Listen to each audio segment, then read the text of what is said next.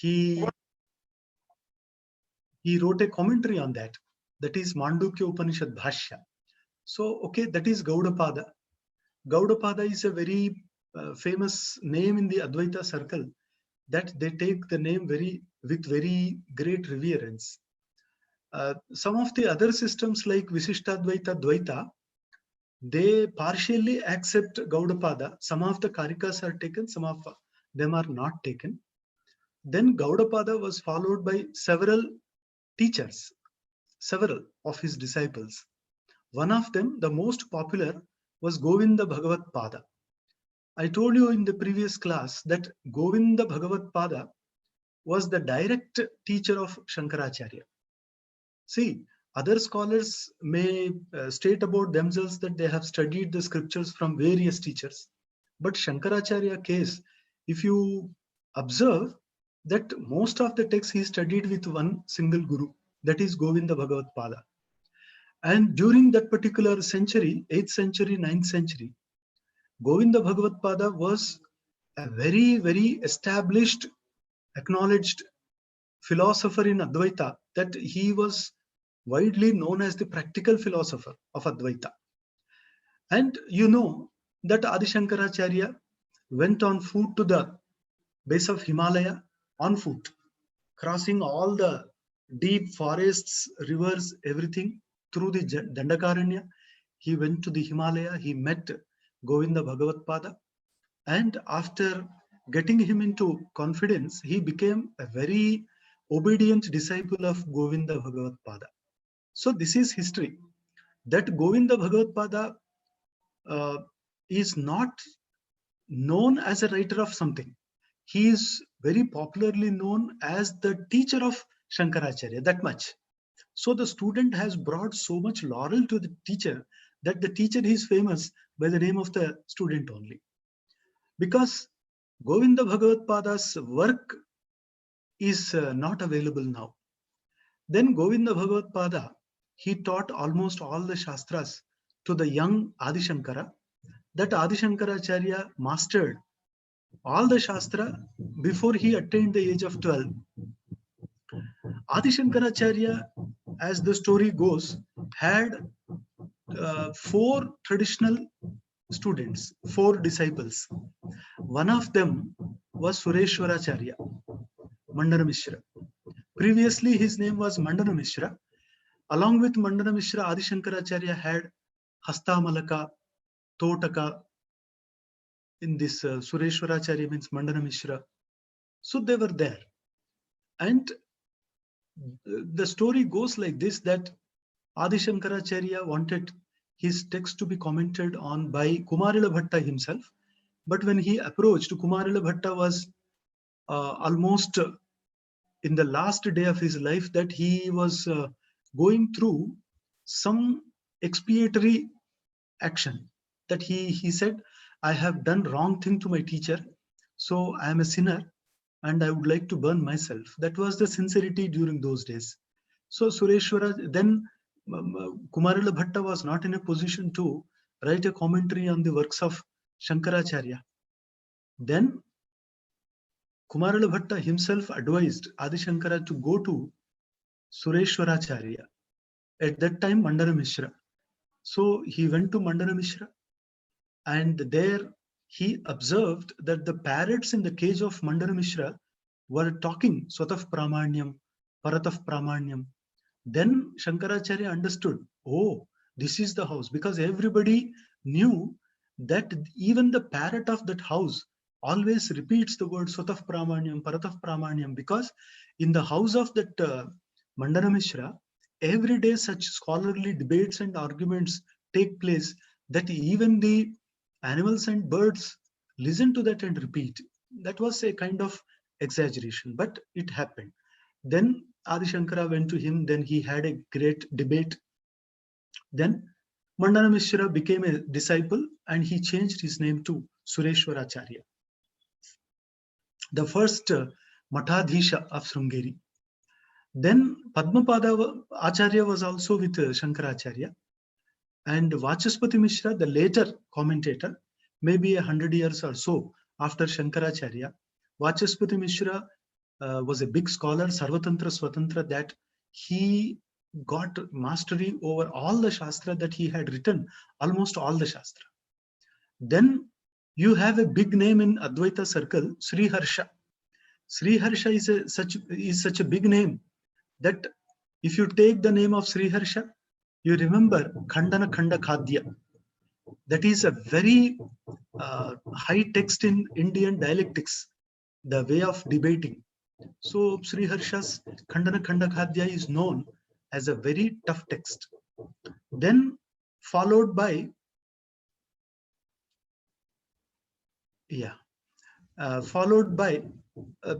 after Sri Harsha only Vachaspati Mishra came. And during that particular period, maybe 12th century, Chitsukhacharya was also there. Chitsukhacharya, he wrote the great Chitsukhi, Bhavartha Deepika, on Advaita theories. It is in very terse Navya language that without a teacher or the proper translation, you cannot understand the sense of that particular text, because it is very, you can say, very tough Nyaya text. But the content is Advaita. Then you have the famous Apaya Dikshita. Apaya Dikshita was a master and a very prolific writer in all the systems that he wrote on Shaiva Darshana, he wrote on Sahitya, he wrote on Alankara Shastra, he wrote on Advaita also. So thus, he even wrote on Visishta Advaita. So such a great scholar, Apaya Dikshita, who is said to have written about 130 books. And you have the famous Madhusudana Saraswati in the 15th century. He was also a very, very, very prolific writer, that he had written the historical Advaita Siddhi and Siddhanta Bindu, Bhagavad Gita commentary, all these he had written. So Madhusudana Saraswati's name is taken with all respect even today, because throughout India, anywhere if you go to any Gurukulam or the traditional school or the traditional place of debate, you find there Madhusudana Saraswati's text being either studied or analyzed or interpreted or sometimes criticized.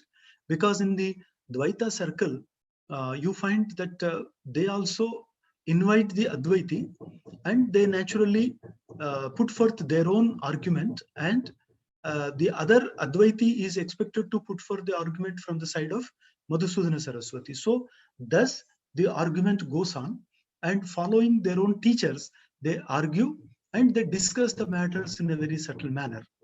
Thus, we have a great lineage in which we find the names of Sadananda Kashmiraka, the name of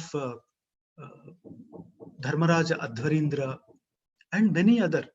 So thousands of books have been written.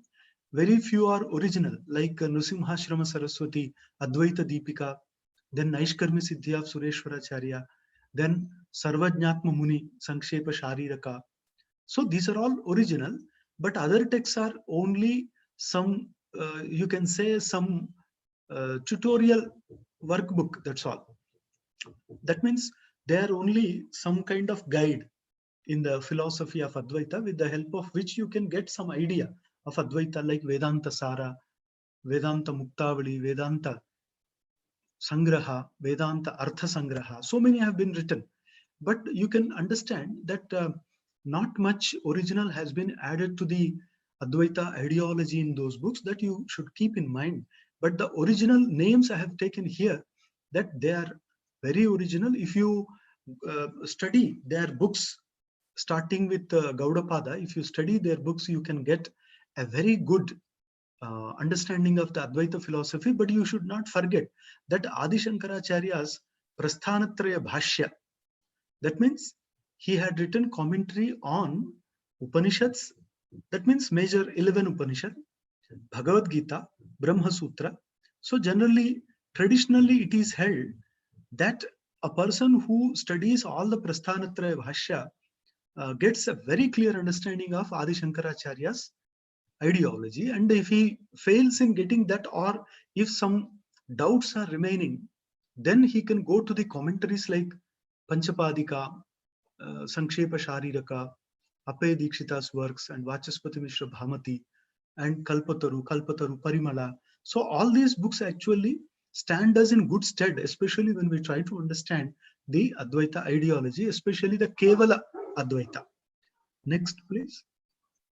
In this, we find again the,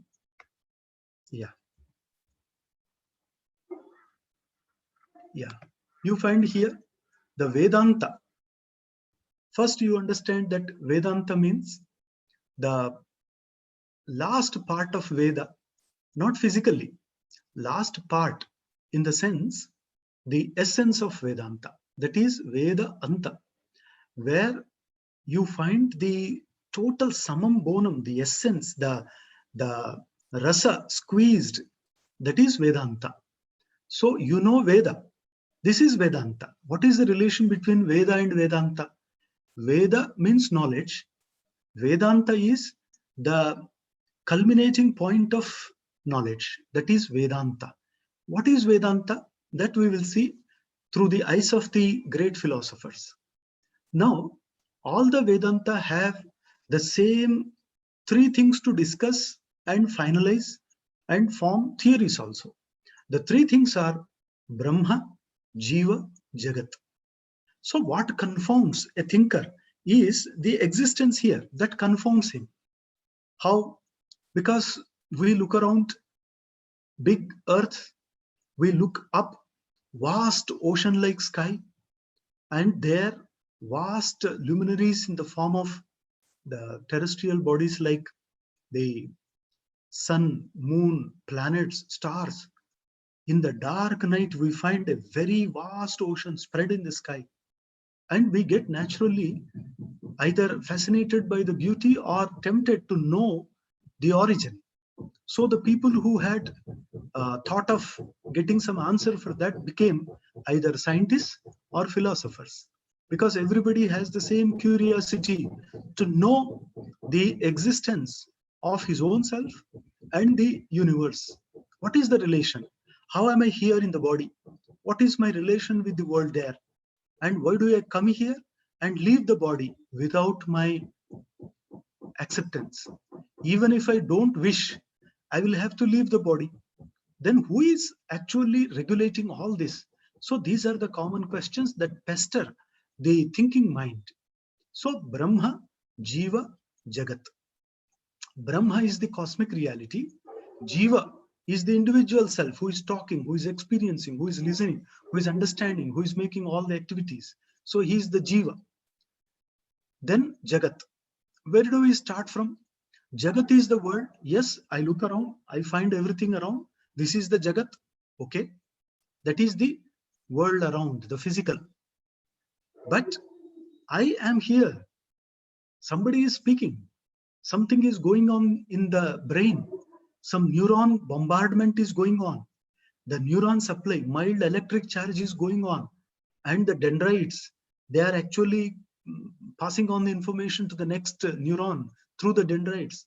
And all this neurological is, you can say neuropsychological, all that. But it is happening, and I have some identity as I am. Who is this self-identity? The self, what is that? Is it my knowledge? Is it my sensation? Is it my emotion? Is it my consciousness or cognition? What is that? So that actually attracted the attention of all the scientists and philosophers. So Jagat is there. Naturally, we get a curiosity to know about the Jiva. Then, what is this universe after all? The vast universe. In whatever direction you see, unending universe in the words of Einstein. He says it is unending. And this is ever expanding universe. According to Max Planck, who has actually calculated the speed of this expansion, Max Planck constant is there in physics. So he says it is about 7 kilometers per second. With that speed, the galaxies are moving apart. How do you know? He said by using the Hubble telescope, because Hubble telescope had properly calculated that, and that is known as Max Planck constant also. So all these galaxies, universes, multi-universes, all this is What is this? Is it matter? Is there consciousness?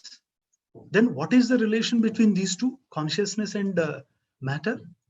All this is really, really very interesting to the thinker. There comes the Vedanta. Because whatever we see is name and form. Name and form. This is Jagat, world, and is equal to Dvaita. You can find the formula there. So name and form, nothing but the Dvaita. Dvaita, the word comes from Dvi, the word Dvi. What is Dvi? Dvi means two. What are the two? Nama and Rupa, name and form. So if you look at a pot, you see that it is a pot. It has a form. Then you call with the name pot. So you have given a name and you get some knowledge. It has a form, etc. So the thing that has form and name is Dvi Ita. That means whatever has generated from the two is Dvita. With grammar suffix, it becomes Dvaita. Dvaita means that pertains to the two, dualism. And what are the two? Name and form. So whatever is having name and form in the universe is Dvaita. Everything.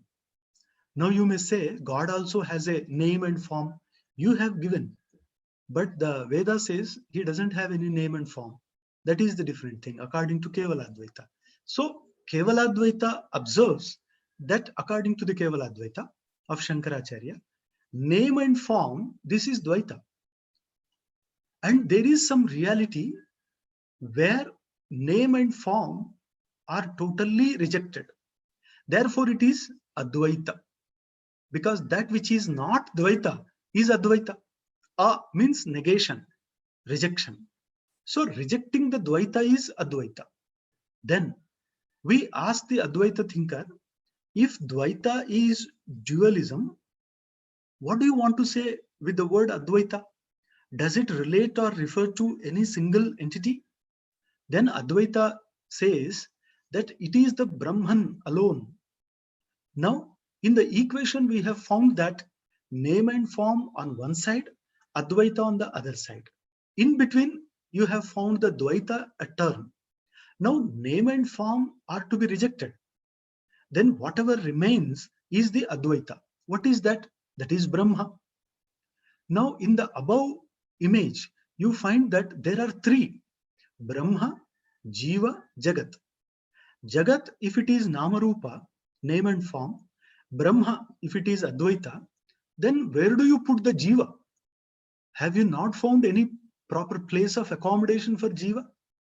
Then Advaiti says, okay, Jiva should not be put in the category of Jagat, because Jagat is material, insentient. Therefore, Jiva cannot be placed in that. Jiva is sentient. Jiva has consciousness, or you can say Jiva itself is consciousness. So therefore, among the three, only two remain. One is consciousness, other is matter. Matter is Jagat, discarded as mithya, illusion. Then what remains is Brahma. Now the question is, you have not placed Jiva anywhere. Then Advaiti says, you put Jiva in the Brahma category. Jivo Brahmaiva. How? Because basically Jiva is Brahma, but because of his ignorance, Jiva thinks that he is temporarily conditioned in space and time. So he finds himself limited, with limited knowledge, limited power, limitedness in space and time, everything. So therefore, Jiva is not permanently, absolutely different from Brahma. But it is, according to Shankaracharya, it is only an apparent difference from Brahma. So this you should keep in mind. Next, please. And now we take the reality. We have seen that it is Brahma. Yes, it is Advaita. Yeah. Why the reality is called Advaita? Because there are no Namarupa. Because Namarupa pertain to the limited matter. Whatever has some limitation, that can be given a name, that can be given a form. So the problem here is when something is all pervading, when something is present everywhere, omnipresent, then how can you give a name to that and form to that? The moment it takes name and form, according to Shankaracharya, it comes into limitation, including avatara, Rama, Krishna, Adi avatara. So according to this philosophy, they also belong to the lower level of existence. Then the higher level existence, that is the absolute Brahma, which is known as Kevala. That you have to bear in mind. Why it is known as Kevala? Shankaracharya's philosophy is known as Kevala Advaita, not just Advaita. Why Kevala Advaita? Because Brahma, that is Kevala, that alone is the reality. What about the world? World is illusion, mithya.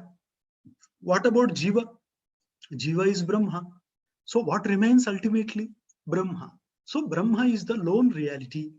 This is the standpoint of Adi Shankaracharya. That's why he says, Brahma Satyam, Jagan Mithya, Jivo Brahmaiva Naparaha. Naparaha. Jivo Brahmaiva. So this is his teaching of the Advaita philosophy.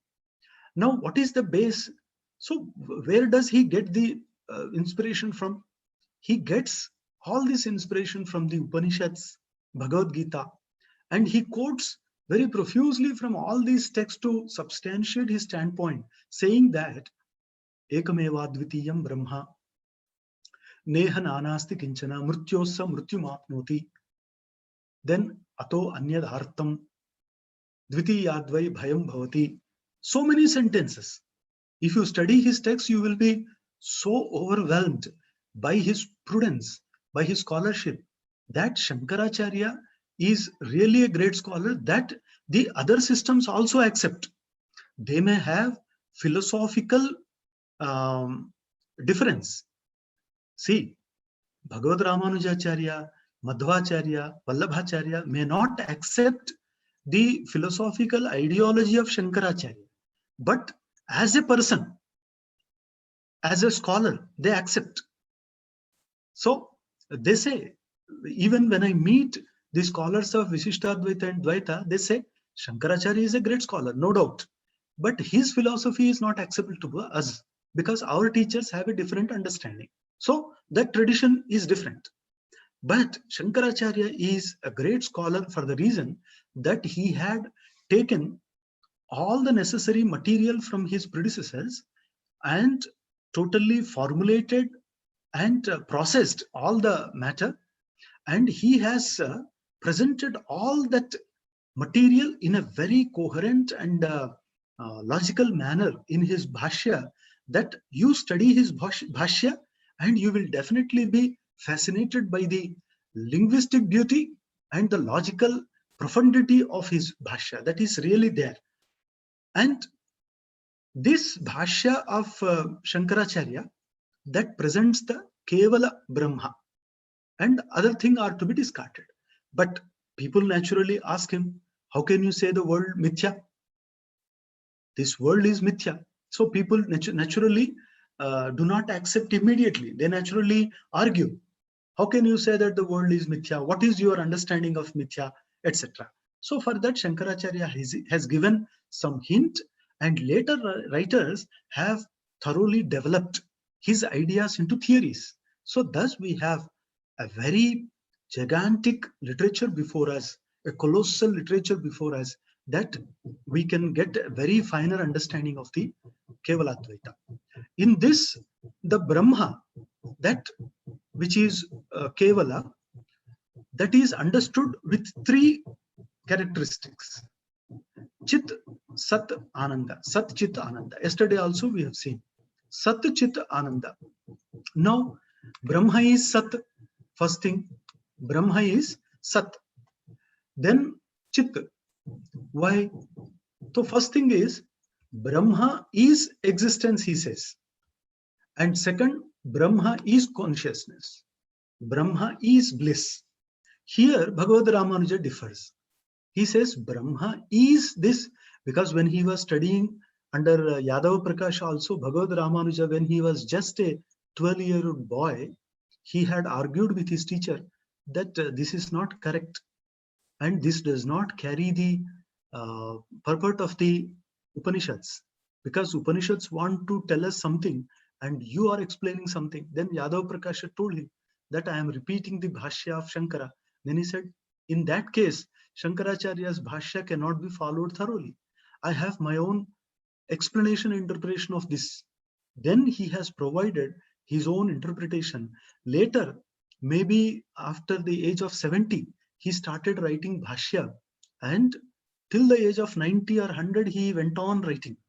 120 years he was in body. 120 years he was in his physical body, Bhagavad Ramanuja. And later he had just transmitted his power into a statue. It is there still in Tamil Nadu. It is still worshipped, that particular statue where Ramanujacharya had totally transmitted his energy. So that 120 years. In Hyderabad, there is a big statue being actually a temple, that is a statue of unity, Bhagavad Ramanuja Vigraha. There in the Garbhagruha, you find 120 kilo golden statue of Bhagavad Ramanuja. 120, that signifies his life years. Then 120 kg Panchaloha Dhatu is also used above. So such a great, maybe 1,000 crores or so they are spending on that. So that is Bhagavad Ramanuja. He doesn't accept.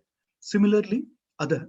But when it comes to Kevala Advaita of Shankaracharya, he very firmly tells us that Chit is Brahma, Sat is Brahma, Ananda is Brahma. And for that, he has taken the help of Anandamaya Adhikarana from this Brahma Sutra and the Taittiriya Upanishad Anandamaya. So all these give us a clear idea about what he understands as Kevala. That is the Kevala Advaita, in which you find the Brahman is the place of self-world God, but three are not the reality. According to other, three are the reality. But to Shankaracharya, three cannot be the reality, because it would go against the so-called proposition of the Upanishad, because the Upanishads start with the proposition and the premises should be properly understood so as to come to a conclusion.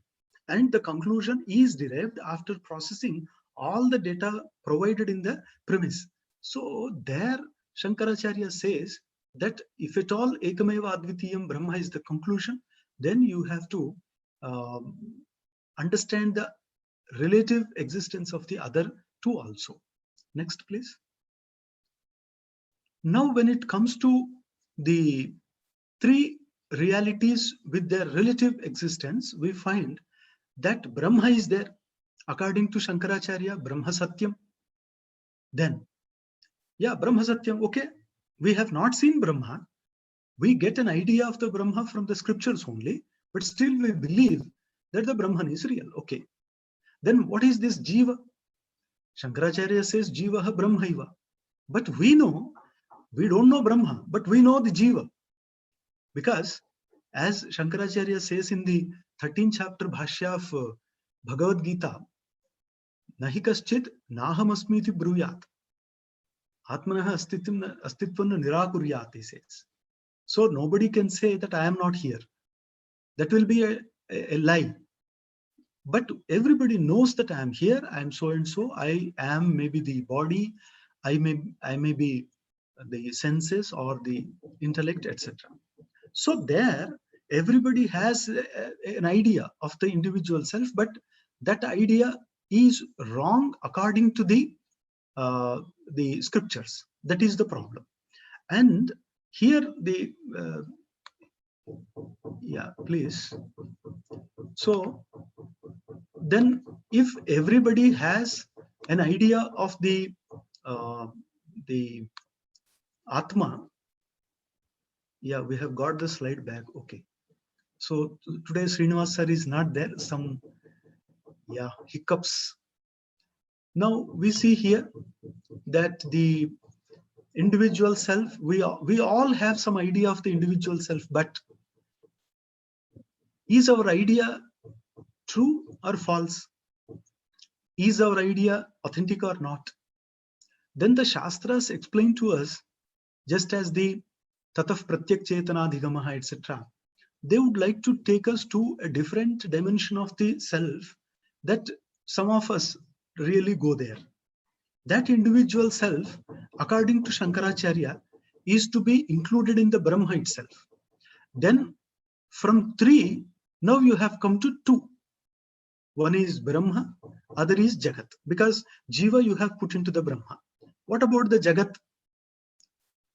Can we put that also in the Brahma? Because if you give that to the children, small children, then small children may put the Jiva, Brahma, everything in the Brahma only, Jagat, everything. But Shankaracharya says, for some logical reasons, the world cannot be put into the Brahma. It is separate.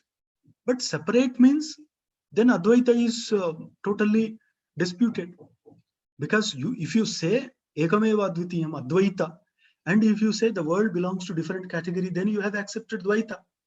And then your Advaita standpoint is vitiated. That is the problem.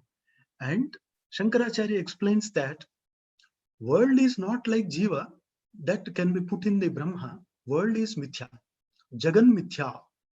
Then for that, you have to explain why you have made this classification. For that, we see next slide.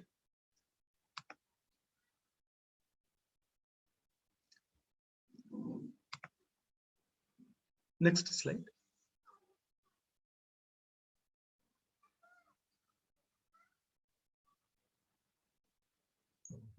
Sir, just a minute. I am facing some connectivity issue. Or if you stop, I'll share. No problem.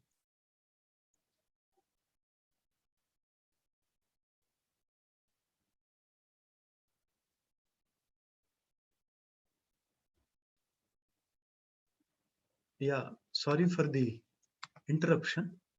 Some hiccups. Yeah, I will share. No problem.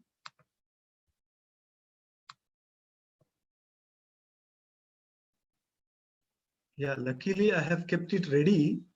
So please bear with me for a second.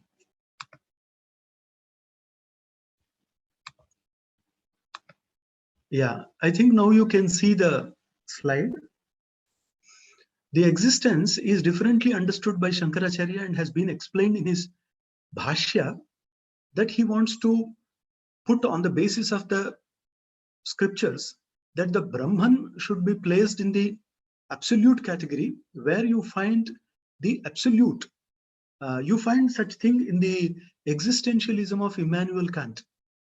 In the Western philosophy, you find that being and becoming are widely discussed there. So that particular being should be taken in the absolute existence, that is Paramarthika Satta. But when it comes to self, it is only a temporarily appearing thing as different from the Brahma, but self, according to Shankara, is only the Brahma. Therefore, it is conventional, Vyavaharika Satta. The world, Jagat, is, according to Shankara, again illusionary. So it is an illusion. And now you see, when you see a piece of rope is there. It has existence.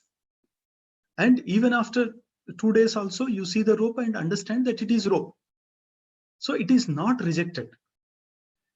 But when you mistake a rope for a snake, temporarily you have seen a snake, you are in that particular mood, and the snake has temporary existence, which is discarded later. And this kind of existence is known as illusion. That cognition, which is later rejected, jnana antara nivartyatvam. So that is the definition. So another knowledge will automatically vitiate this. Therefore, the first knowledge is known as illusion. Shankaracharya says, on the basis of the spiritual experience of all the saints, because while commenting on the Brihadaranyaka Upanishad, he says very clearly somewhere, and in the Taittiriya Upanishad Bhashya also, Brahma vidapnoti param So there he very clearly says that Satam Anubhavopyatra Pramanam. So he says Santa, all the Santa Mahatma, so they have got this experience, and therefore we understand the world as mithya. And this is very thoroughly substantiated by the Yoga Vasishta also, that which follows very closely the Advaita. So he says that it does not exist. Why? If it exists, it cannot be rejected. It is rejected, therefore does not exist. A simple logic. Then you find three kinds of existence in the Kevaladvaita of Shankaracharya. That is Paramarthika Satta, Vyavaharika Satta, and Pratibhasika Satta. And this Pratibhasika Satta is a very peculiar theory of Shankaracharya. Pratibhasika Satta. This is nothing but miscomprehension, illusion. And Shankaracharya has taken this from the works of Gaudapada only, who has stated very clearly in his book that Adau Antecha Yannasti Vartamanepi Yattadha Vitadha Avitadha Iva Lakshante. So actually that Vaitathya has come from that temporarily something appears as existent, you understand it is illusion. Because later you have come to know that it is not there, it is only a temporary phase. So the world is a temporary appearance according to Shankara. You may ask, how temporary? Because 10,000 years back also world was there, and all the creatures were there. Even after 10,000 years, many creatures like human beings appear and go. Then how can you say it? According to Shankaracharya, this is a relative existence. So therefore it is an illusion. As long as you are in that state, it appears to be real. That's all. How long? It depends. See, how long you dream, it depends on the quality of your sleep. If your sleep is continued, and you may get several dreams or single dream continued. I also get a single dream several times. So the dream is continued, and in that particular state, we believe that the dream experience is real. But the moment we come out of that, we realize that whatever we were experiencing is an illusion, a thing not to be not entirely dependent. So we cannot depend on that particular experience because later it is rejected. Such rejectable experiences are illusions. World experience is such, according to Shankara. So thus we find the existence properly explained by Shankaracharya. Then we have the puzzling, the triad like Brahma, Jagat, Jiva. Then how can there be theory of non-duality? You find here, if Brahma is Satya, Satyam means Kalatreyapi Abadhitatvam. So if Brahma is Satya, that which is,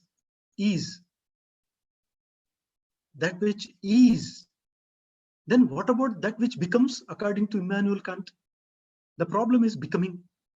There Shankaracharya propounds a new theory called Vivarta. So Brahma is, that much is clear. But Brahma becoming something, it is only a Vivarta. And Vivarta is different from the Parinama of Sankhya.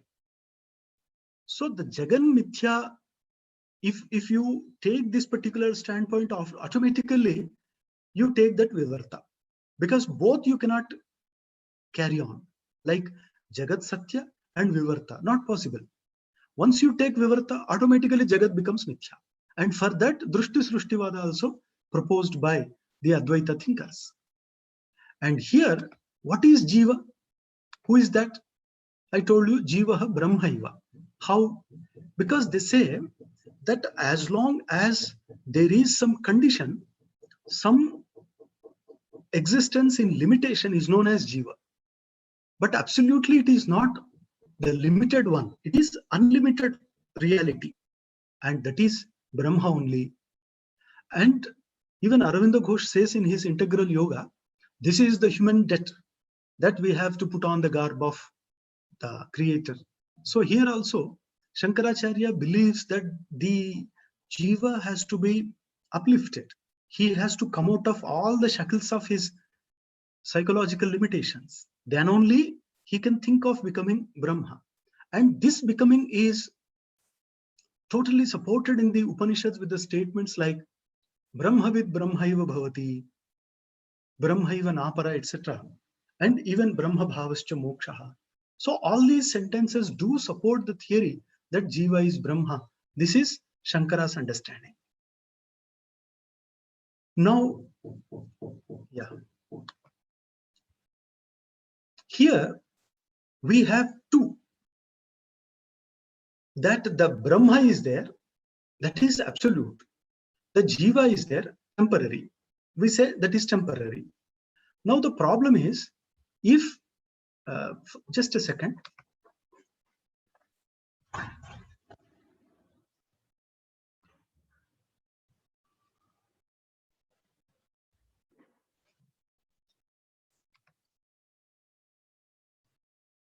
So Jiva and Brahma. Brahma is Paramarthika and Jiva is Pratibhasika. Okay. Some people say Jiva is only Vyavaharika. Now, whatever it is, now the Jiva has to be taken to the status of Brahma. How?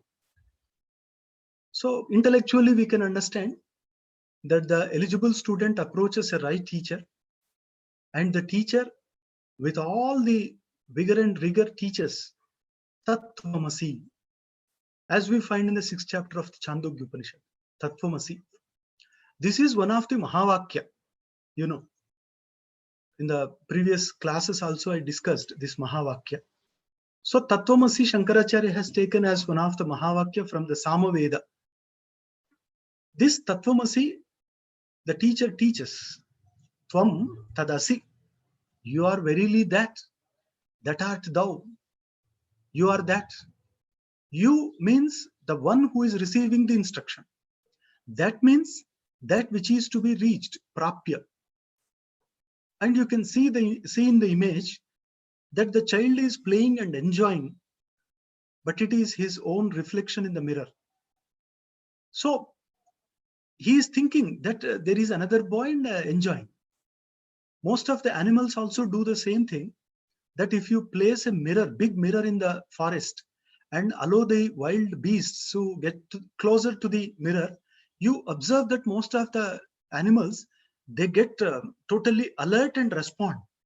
Like the tiger and lion, they immediately respond to that. How? They actually attack, thinking that that is another, because they don't know the object called mirror. So as long as we don't know the thing causing the reflection, we think that we are different. So this reflection called Jiva is only a reflection, and the original is Brahma. This is Adi Shankaracharya's philosophy, followed mostly by Jnaneshwar Maharaj also. Because this is the Pratibimba-vada. Though at one place Gulabrao Maharaj has discarded the saying that Pratibimba-vada cannot be accepted fully.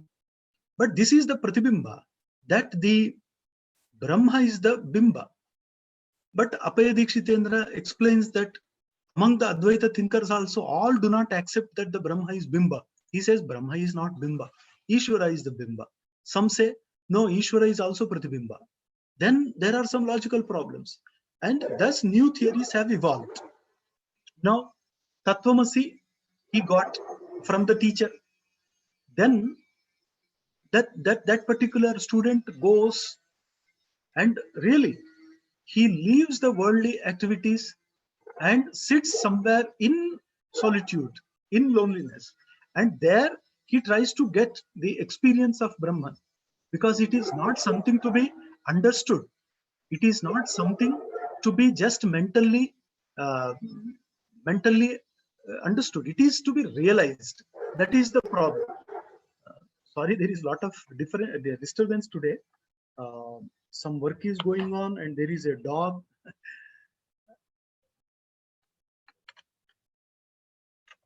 Very good.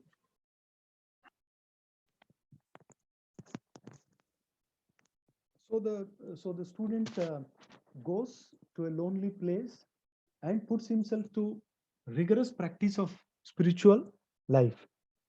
So when that is rigorously practiced, then he will get a realization in the form of Aham Brahmasmi. There you find Aham, I, Asmi, am Brahma. I am the Brahma. How? So people argue. Other than Shankaracharya, everybody argues, how can the Jiva be Brahma? Because Jiva is after all Jiva. How can he be Brahma? So Jiva cannot be Brahma. That is the problem. And they say, when Jiva understands that I am the Brahma, so they question and they vehemently argue with Shankaracharya also. How can he be? That is the problem.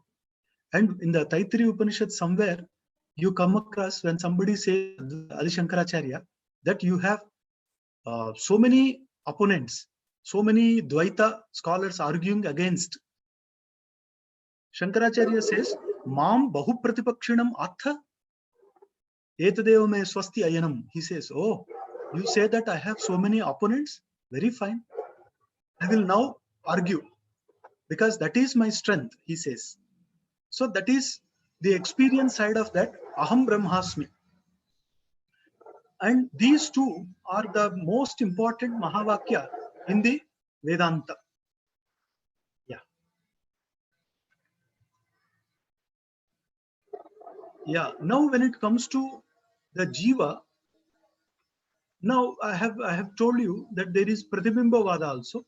Apart from that, there are other Vada. Again, just a minute.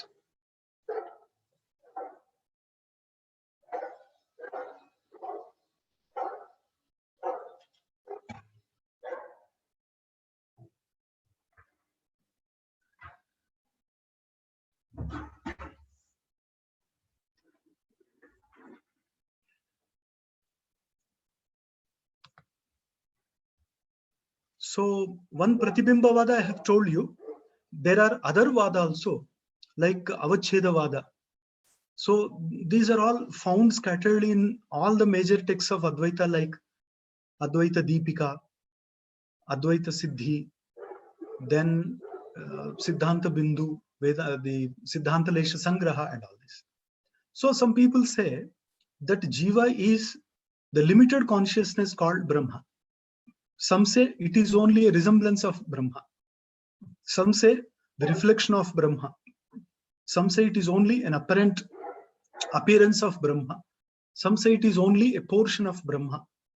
All these are discussed. Just like two kinds of interwoven threads create a fabric. Similarly, we have two here, the Maya and Avidya. Maya and Avidya are frequently used in the Vedanta texts. Maya is there, of course, in the Upanishads itself. Avidya is also there as in the Ishavasya Upanishad, as in the Kathopanishad also. Avidya Mrityum Tirtva Vidya Amrutam Ashnute is there in Ishavasya. Avidya Mantare Vartamana Dandramyamana Paryanti Mudha in the Kathopanishad. So those words are there. Mayantu Prakritim Vidyat, Mayinantu Maheshwaram. So Maya, that word is also there in the Upanishad. So these are not creation of Shankaracharya. They were there in the Upanishads. What is Maya? According to Shankaracharya, it is with the Brahman, because Brahma is the Ashraya. So Maya is the cause of the world. It is the Upadana Karana of everything. What is Avidya? It is in the Jiva. So the limitation you can understand that when you take the word Maya, it is a bigger one. It is with the Brahman, related to the Brahman. If you take Avidya, it is related with the Jiva. So in what form you find this Avidya? Avidya, as the yoga commentators also explain, is not just absence of Vidya. People understand that Dharma, absence of Dharma is Adharma. But Avidya is not absence of Vidya. Here is Viparita. So it is Viparita Vidya. That means that kind of knowledge which produces a very opposite result. That is Avidya. So that's why the commentators explain to us that the word avidya should be understood as amitram, amitru raja, etc. Very typical explanation. It is superimposition. Avidya is in the form of superimposition. You can see in the image that there is full moon reflected in the water, and there is the reflection of the water as existing as the original image. So both, there are two. No, anybody can say that there is the image and the reflection. Two are there. But if you really think that are there two? There are not two. There is only one. Then temporarily the water is reflecting. Similarly, the avidya reflects the jivatva. So jivatva, even Gulab Rao Maharaj explains the suffix tva in a different sense. So that jivatva is a creation of avidya. Okay, this is superimposition. What is superimposition? It is nothing but you are attributing the characteristics of something to another and thinking that the another is the real. How? You have seen somewhere snake. You don't know what it is, but you thought it is snake, and you have shrieked in fear, and you have trembled, and you have sweat profusely. Later somebody has thrown light on that, and there you have come to know that it is only a piece of rope. Now, what is superimposed? The snake is superimposed on what? On the rope. Similarly, here the reflection of moon is nothing but a kind of imposition on the water. Reality is again water. So here temporary appearance is superimposition. And Shankaracharya's Brahma Sutra commentary begins with the final exposition of this particular cardinal doctrine of Advaita, without which you cannot get a very comfortable entry into the philosophy of Kevala Advaita. So for that you require to understand this Vivartara Adhyasa. This we will see in the next slide, that the Brahma, of course, is the lone reality, ultimate. But in what terms it is described there? Can we describe it? So actually the Vedic Rishis also knew very thoroughly that the Brahman cannot be expressed with the help of words. Their own words. Really, they say that we cannot explain. But they have tried to help the particular aspirant, spiritual aspirant, to give some knowledge of this Brahma, saying that it is atha ataha adeshaha neti neti. It is not this. It is not this. So whatever limitations have been found in the world are now rejected in the Brahma, undivided, because division is a part of this world. Infinite, because this finiteness is the nature of the world. Changeless, change is the nature of the world. So all the properties of the world are negated in the Brahma. So that is Brahma. But you cannot positively get what it is, because you can have an idea only by discarding this is not, that's all. So if you say Shabda, no, Brahma is not the Shabda, it is source of Shabda. Gandha, no, it is source. Everything, you get to the source only, not to the result, effect. And it is beyond the reach of senses.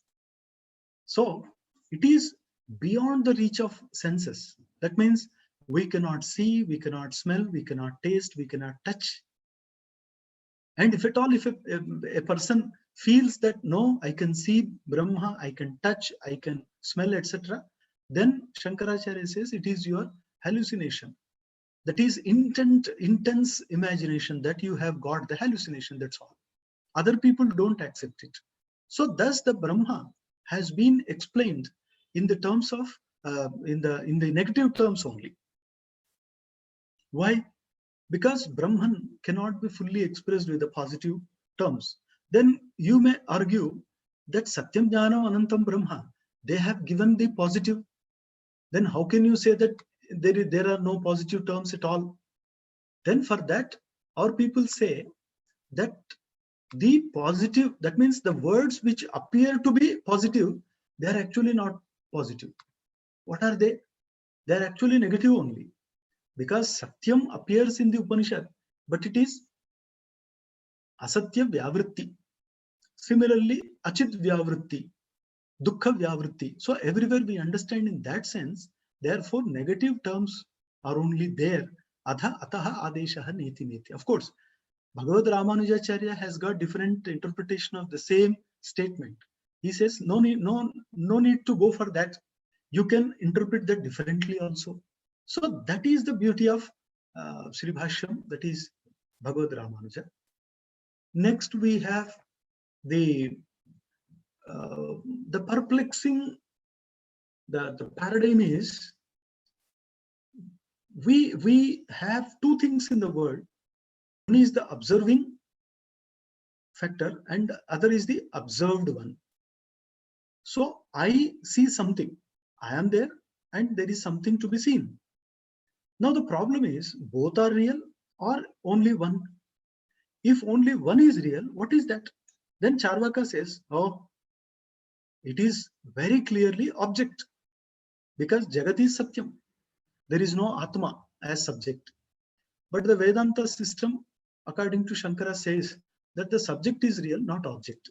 What is object then? It is illusion. What is illusion? Mithya.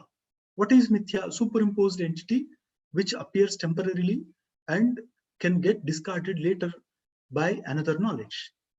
So in this, we now come to the Advaita. That means both real. It cannot be the state. There should be only one.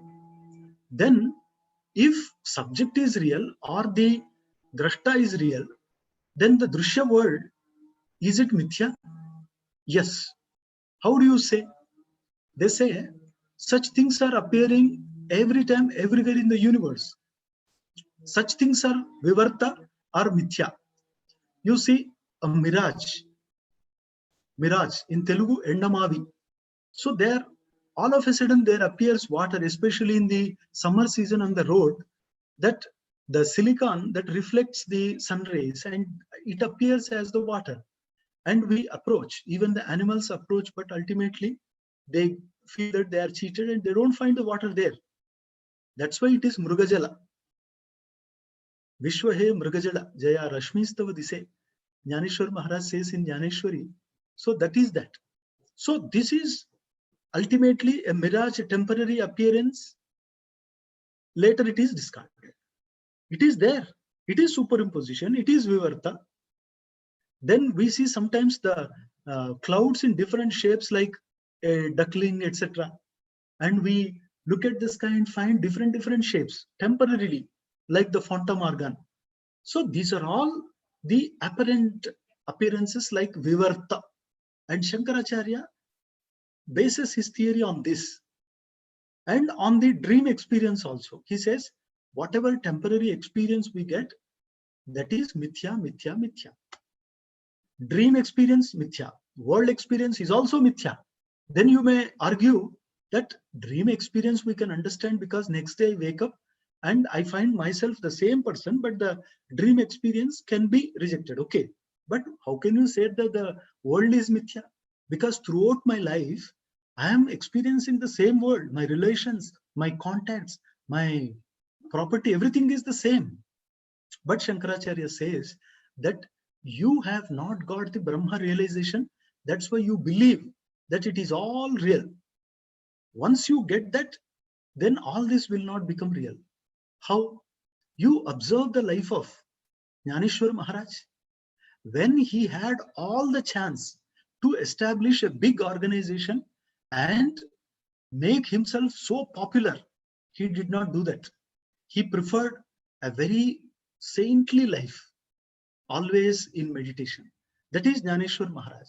And especially when the life of pleasure starts, Jnaneshwar Maharaj preferred to go to Samadhi. One. Then you observe the life of Gajanan Maharaj. He had all the spiritual powers, but he was like a beggar outside. Just he did not give importance to the world at all. Similarly, Shirdi Sai Baba. Similarly, Ramakrishna Paramahamsa. Similarly, Ramana Maharshi. So we find in all these saintly figures the theory that the world is not important to them. They did not worry about the world. They did not bother about the world. They did not run after the attractions of the world. Then only they can get a glimpse of the reality. Otherwise, what happens? You cannot sail on two boats. That I want everything of the world. At the same time, I want to get the Brahmajnana. So not possible. One, you have to sacrifice, because there is a single thread between these two, that ar ya par, either this side or that side. That is the problem.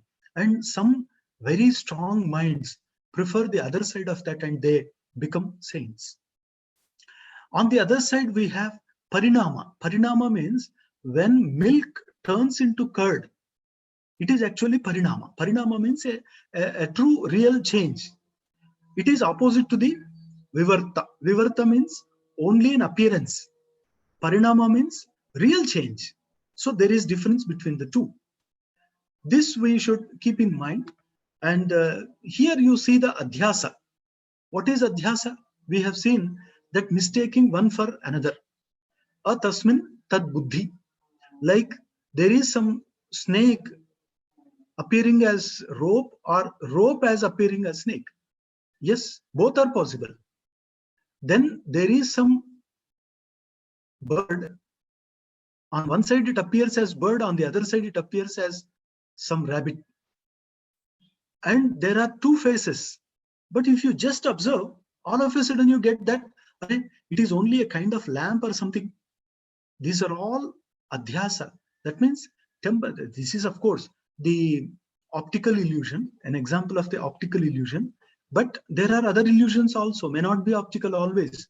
Sometimes we mistake words for other words. Sometimes we mistake things for another. So everything is possible in the universe. That is known as adhyasa. Adhyasa means something is there, and you, because of your previous impression, you understand different thing. So now you understand the difference between the two. Thing really is different. What you understand is different. That is adhyasa, mithya. And the entire world experience, according to Shankaracharya, is either vivarta or mithya because of adhyasa. So this adhyasa is a very important theory of the Kevaladvaita system, that without this, the entire Kevaladvaita cannot be properly digested, assimilated, and explained to others also. Here we come to the end of this. Asato ma sadgamaya, tamaso ma jyotirgamaya, mrityor ma amritam gamaya. Om Shanti Shanti Shanti. It is the prayer to the Lord that Asato ma means me. Asataha sat gamaya. Gamaya means lead, take me. So, O Lord, take me from unreal to the real. Tamaso ma jyotirgamaya. Take me, my Lord, from darkness into light. Mrityorma amritam gamaya. My Lord, take me from death to immortality. So this is the prayer in the Brihadaranyaka Upanishad. With this, we stop here, and we'll see if there are any questions we can discuss. I have found in between some, how can real Brahma be the cause of the creation of the unreal world? I think now you have got the answer, that when something is projected as illusion, there is no real cause. The snake, without doing anything, is the cause of the illusion in the form of snake. That rope is there, but rope has done nothing. Understand? The rope is there as rope. It has done nothing. But we mistake that for a snake. So who has caused the snake? Illusion. So people say the rope. Rope has not caused anything. Similarly, the Brahma has not caused the illusory world, that is one. But who causes? It is Maya. That Maya, madam, is very, very deceptive. Then what is the difference in Advaita of Adi Shankara and Gaudapadacharya? That is, Gaudapadacharya prefers Ajativada and our Shankaracharya prefers the Vivartavada. And Anadhyastha Vivarta of Gulab Rao Maharaj is not there totally in Shankaracharya's, but in somewhere in the Vyaptescha Asamanjasam, in the Bhashya, somewhere in the Brahma Sutra, I got a faint reference to that, but not direct. But in the commentary of Dvaita on Advaita Siddhi, there is a word Anadhyastha Vivarta. Then we have one more question. I'll see that.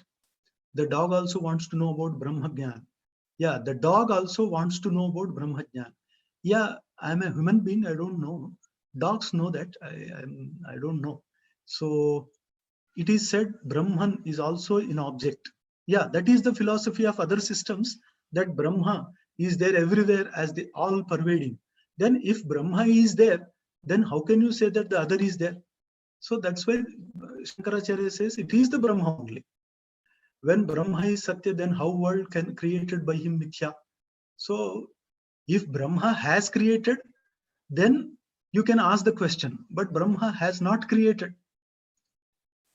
And even Janmadya Setaha, etc., they do not speak of the that the Brahma is the creator.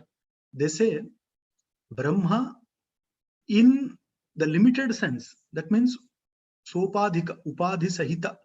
So he is the creator, not the absolute Brahma.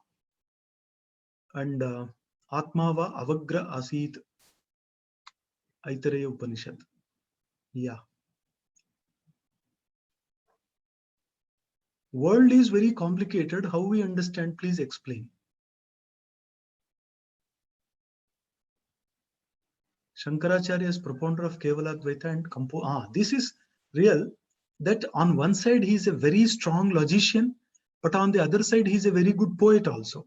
Saundarya Lahari, Shivananda Lahari, Bhajagovinda Stotra, and many Charpat Panjari, all these stotra, Dashashloki, Manisha Panchakama, all these great stotras, they stand him as a very beautiful poet. And the dog was shouting in background, because actually I observed through the window that the dog found a pig roaming outside. He did not want it. And ultimately it's a time pass. Why Andhakar having Avayava according to Purva Mimamsa? Yeah, this is a very typical topic for discussion, that Andhakara according to Nayayika is Praudhat Prakashaka Tamas Samanya Bhava is Andhakara. But Mimamsa and following the Mimamsa, even Vedanta, that is Shankaracharya Vedanta, believes that Andhakara is Dravya, and therefore it is Savayava, because it moves, it reduced, somewhere you find more darkness, somewhere less darkness. So therefore they say that this also is Savayava Dravya. So that is the logic presented in the Purva, not accepted in the Nayayika's philosophy. Then Shankaracharya, Kevaladvaita. Yeah, well explained. Brahma Kevala, then Jaga is illusion because also is Brahman.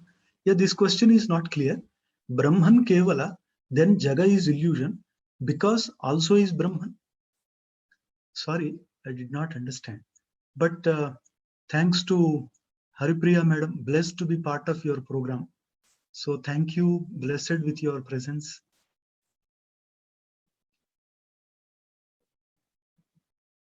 Yeah, this last question, Brahman Kevala then Jaga. If you can explain the question, I may try to give an answer.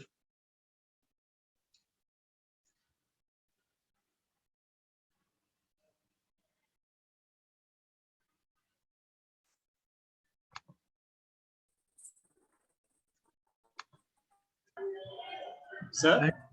Yeah. Namaste, sir. Yeah, and I am Dr. V. Sominaranan from Madras. Yes, ma'am. Yes, yeah. I want to ask a question. Yeah. If Brahman is Satyam, how can the Brahma can create the Mithya, sir? Yeah, I told you just now that if Brahma has created, then you can ask the question. But according to Shankaracharya, Brahma has not created. Okay. Brahma, in its true sense, that means Brahma, that Nirguna Brahma cannot create. Okay. So therefore they say Brahma, when it comes into the purview of the Maya, appears as creation. Okay. Actually, it is told as Brahma Satyam Jagan Mithya iti Shankaracharyasya Vachanam. Yes. Thus, everyone is telling those who are following the Advaita. Okay.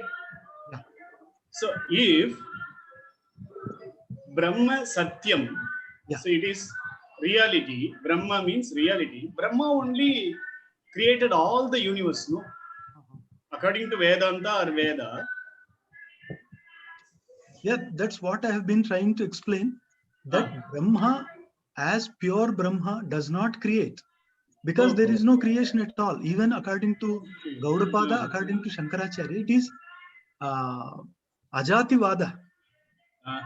Ajativada. So, Ajativada means there is no creation at all. So this question of creating something does not appear, one.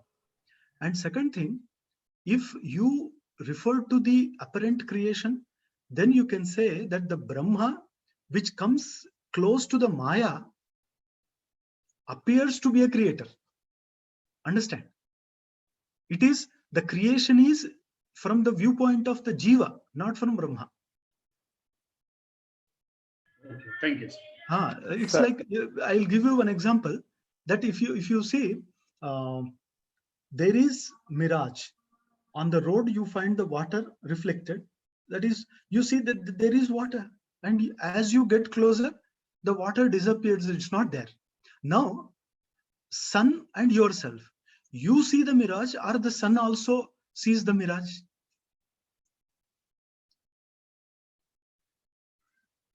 So the sun doesn't see. Sun has no mirage, nothing. Sun only shines.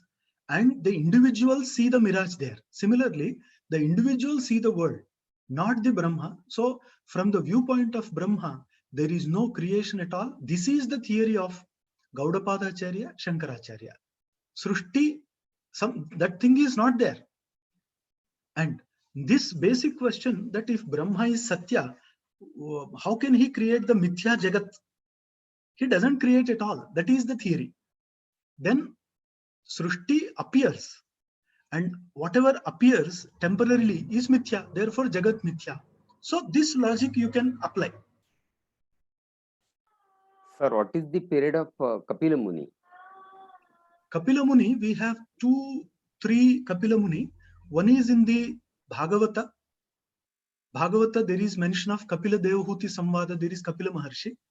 And there is Sankhya Kapila Muni, but later, maybe 10th century or so, because it's a very later Sankhya Sutra of Kapila. So Kapila there in the Vedic Rishi also. So which Kapila Muni? There is one Vedic Rishi, there is one in the Bhagavata, mentioned in the Bhagavata, but very, very old, and a very pure Sankhya philosopher. Professor Penaji, yeah, Julia, can I? Yes, because I want to explain my question, because Brahma is only one, is Kevala Brahma. Nothing can exist out of Brahma, and then Jagat is illusion. But illusion is because it's superimposition. Superimposition on what? On Brahma only, no? Yes, yes. Something is there. Something is felt. Yeah. Sorry? Yeah, something is there and something is experienced. That is the problem. Something is means Yes, yes, Brahma yes. is there. And then what is there? Brahma. Yes, yes, yes. And then Jagat is Brahma only. Yeah, Is Jagat, Brahma, but we perceive in different manner. yeah, that theory is also there, We perceive like Jagat. but it is Brahma. And yes, yes, yes. And then Vivarta is becoming, no? It's not illusion. It's becoming. Vivarta. Parinama is change, but No, no. Vivarta is Vivarta. becoming.